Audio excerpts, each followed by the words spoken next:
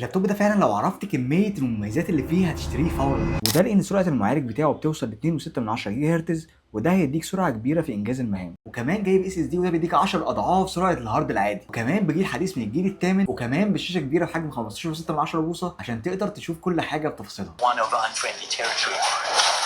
And these two made it out. And the moon grows dim. اللابتوب ده قادر يشغل لك جميع برامج الاوفيس زي الوورد والاكسل والباوربوينت، وكمان هيبقى ممتاز جدا معاك في التصفح، وطبعا في كاميرا ممتازه بدقه 720 هتفيدك جدا في الكورسات والزوم والاونلاين ميتنج. ده لابتوب ديل لاتيتيود 5590 جايب معالج كور اي 5 من الجيل الثامن 8350 يو، وبرامات 8 جيجا بايت دي دي ار 4، وطبعا قابله للزياده، وجايب اس اس دي 256 جيجا بايت وكمان قابل للزياده، وجايب كارت شاشه انتل يو اتش دي جرافيكس 620، وطبعا جايب شاشه كبيره بحجم 15.6 بوصه. وطبعا اللابتوب جايب جميع المداخل، مدخل تايب سي ومدخل يو اس بي وكمان مكان للميموري، ومن الجنب التاني هتلاقي مدخل ديسبلاي ومدخل يو اس بي وكمان مدخل مزدوج للميكروفون والسماعات، ومن الظهر هتلاقي مدخل اللان وكمان فتحات للتهويه ومدخل اتش دي ام اي ومدخل يو اس بي ومدخل للباور. ولو عايز تستفسر عن اي حاجه اكتب لي كومنت او ابعت لي على الخاص او على الواتساب، فالارقام ظاهره قدامك على الشاشه. وما تنساش مع تارجت ستور انت كسبان.